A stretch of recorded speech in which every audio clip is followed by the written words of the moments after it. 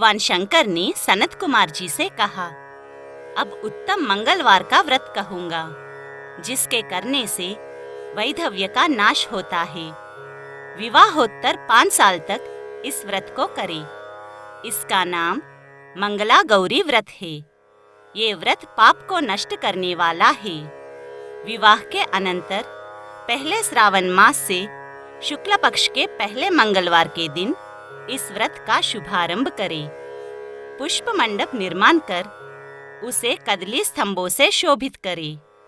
नाना तरह के फलों तथा रेशमी कपड़ों से विभूषित करें। उसमें देवी की प्रतिमा स्थापित करें।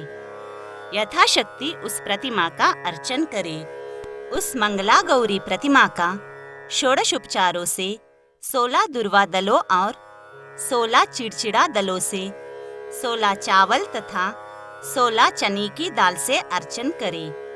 16 बत्तियों का एक दीपक हो या 16 द्वीप जलाकर भक्ति द्वारा दही तथा चावल का नैवेद्य समर्पण करें।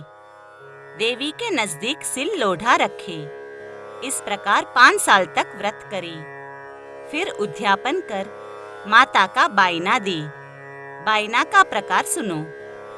मंगला गौरी की 1 पल सोने की प्रतिमा या आधे पल या आधे के आधे पल या यथाशक्ति सोने की प्रतिमा बनवाई। शक्ति अनुसार सोने या चांदी आदि से निर्मित घड़े को चावल से भरे। उस घड़े के ऊपर मंगला गौरी की प्रतिमा रखे। देवी के नजदीक सिल लोढ़ा रखे। इस प्रकार माता के लिए बायना दे। हे विप्र, इस प्रकार व्रत करने मात्र से 7 जन्म तक सौभाग्य रहता है। पुत्र पौत्र संपत्ति आदि से युक्त हो वह क्रीड़ा करती है। सनत कुमार जी ने ईश्वर से पूछा, हे शंभो, इस व्रत को पहले किसने किया और इस व्रत को करने का क्या फल हुआ? तब ईश्वर ने कहा, हे विप्र, पूर्व काल में कुरु देश में श्रुति कीर्ति नाम वाला शास्त्रज्ञाता, कीर्तिमान तथा शत्रु रहित राजा था। वह 64 कलाओं का जानकार, धनुर्विद्या विशारद था। पुत्र सुख को छोड़कर उस राजा को सब आनंद था। संतान के लिए राजा बहुत चिंताकुल हो गया। उसने जप तथा ध्यान युक्त होकर देवी की आराधना की। उसके इस तप से देवी प्रसन्न होकर उससे बोली, हे सुव्रत, वर मांग। तब श्रुत कीर्ति ने कहा, हे देवी, आप यदि राजी है तो शोभन पुत्र दो। हे देवी, आपके कृपा रूपी प्रसाद से किसी अन्य चीज की कमी नहीं है। राजा की ऐसी वाणी को सुनकर मंद मंद हंसती हुई देवी ने कहा, हे राजन, तुम दुर्लभ वस्तु की याचना करते हो, लेकिन मैं कृपा कर तुमको पुत्र दूंगी। हे राजन, सुनो, पुत्र अत्यंत गुणी होगा पर 16 साल से अधिक नहीं जीवेगा। यदि सुंदरता तथा विद्या विहीन पुत्र होगा तो वह पुत्र बहुत समय तक जीवित रहेगा। देवी की वाणी सुनकर राजा चिंता करने लगा।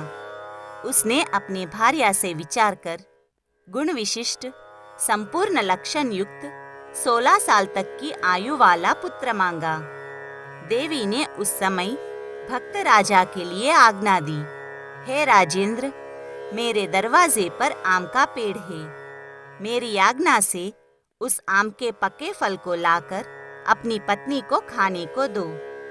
उसके खाने से उसी समय रानी निस्संदेह गर्भ धारण करेगी। राजा ने प्रसन्न होकर देवी की आज्ञा अनुसार अपनी पत्नी को आम्रफल दिया। उसके खाने से पत्नी ने गर्भ धारण किया। उसके 10वें महीने में देवतुल्य पुत्र का जात कर्मादि संस्कार कर दिया और शिव स्मरण करते हुए पिता ने उसका नाम चिरायु रखा। जिस समय उसे 16वां साल प्रारंभ हुआ, उसी दिन से सपत्नीक राजा को चिंता लगने लगी।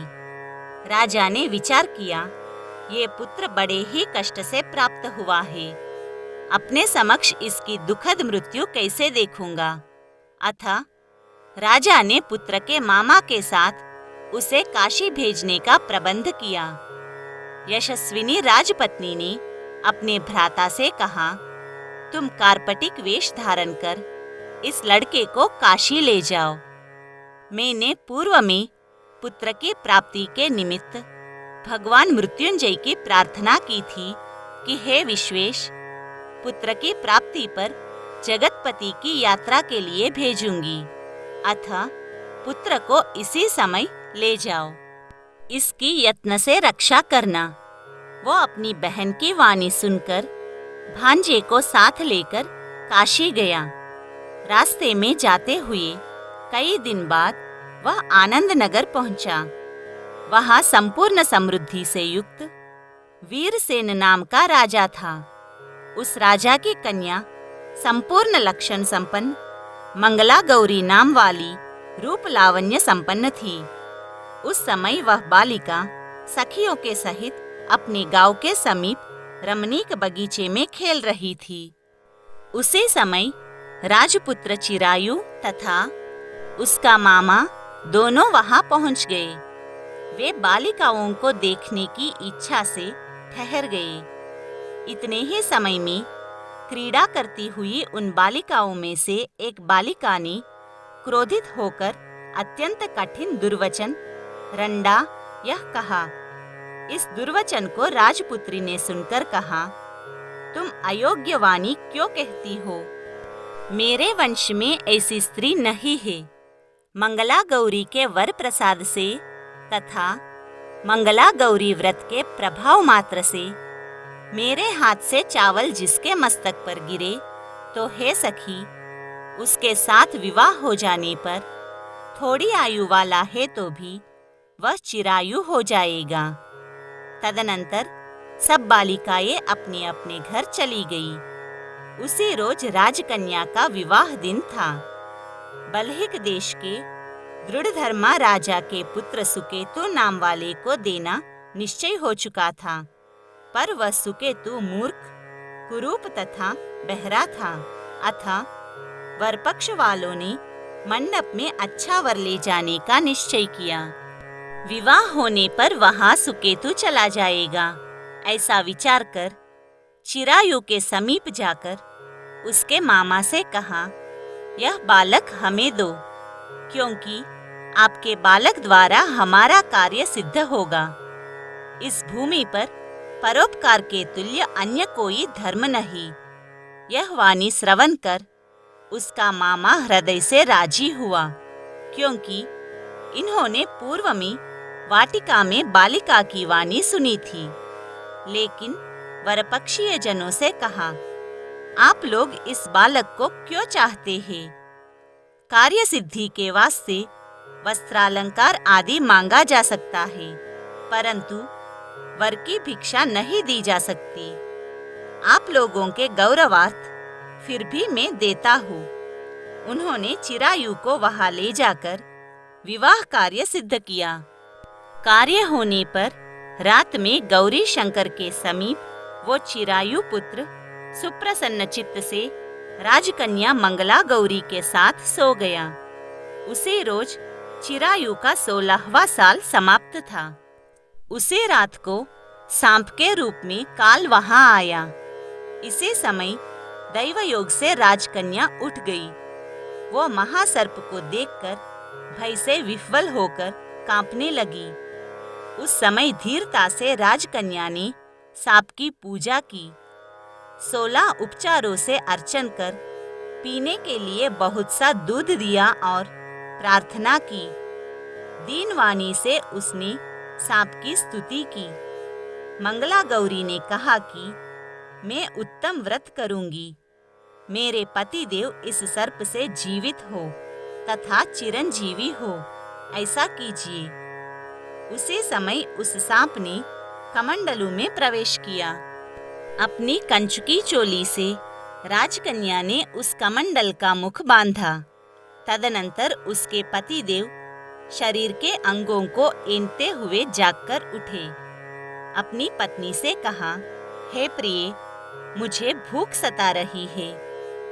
उसने माता के समीप जाकर पायस, लड्डू आदि लाकर पति को दिया।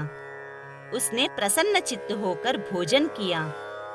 हाथों को धोने के समय उसके हाथ से अंगूठी गिर गई। वो पान खाकर फिर सो गया। फिर वो राजपुत्री कमंडलों पात्र फेंकने गई, लेकिन विधि के विधान से बाहर जाने पर चमकते हुए हार की कांति देखकर विस्मय को प्राप्त हो गई। उस घट में स्थित हार को अपने कंठ में धारण किया। कुछ रात जब शेष रही तो चिरायु का मामा उसे ले गया। चिरायु के जाने के बाद वरपक्षीय जन सुकेतु को वहां लेकर गए। मंगला गौरी ने उस सुकेतु को देखा तो वो कहने लगी, ये मेरा स्वामी नहीं है। सभी वरपक्षीय महानुभाव राजकन्या से कहने लगे, हे शुभे, एक क्या कह रही हो? यदि कोई पहचान हो तो कहो। मंगला गौरी ने कहा, जिसने रात में नवरत्नों की निर्मित अंगूठी मुझे दी, वो इस अंगुली में देखकर पहचान करो।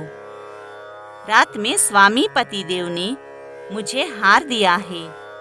उस हार के रत्नों की सुंदरता कैसी है, ये बताओ। ये तो कोई अन्य ही है। रात्रि में आम्र सेवन के समय मेरे पतिदेव का केशर युक्त पैर मेरी जांघ में लगा हुआ है। सब लोग उसे भी देखे, देरी न करे। रात्रि के समय जो बातचीत हुई तथा भोजन क्या हुआ, उसे भी ये कहे तो ये मेरा पति होगा। मंगला गौरी की ऐसी वाणी सुनकर सब लोगों ने कहा, ठीक है, लेकिन चिन्हों में से सुकेतु के बताए हुए एक की भी पहचान नहीं मिली।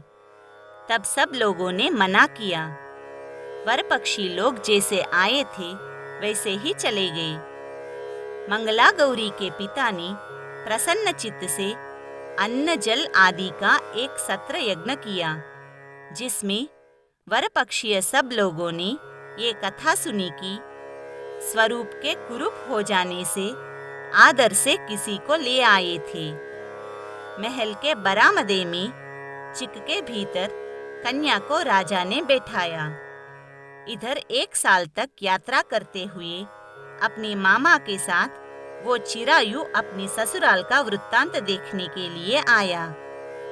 जब मंगला गौरी ने चिक के भीतर से उसे देखा तो लोकोत्तर प्रसन्न होकर अपने माता पिता से कहा कि मेरे पति आ गए। सहृदगणों को बुलाकर राजा ने पूर्व कही हुई सारी पहचान देख पवित्र मुस्कान वाली पुत्री को चिरायु को दिया। शिष्ट लोगों के सहित राजा ने विवाहोत्सव कर वस्त्राभरण आदि, अश्व गजरथ तथा बहुत सी चीजें देकर विदा किया। फिर वो चिरायु अपनी पत्नी एवं मामा के सहित कुलंदन सेना सहित अपने नगर गया।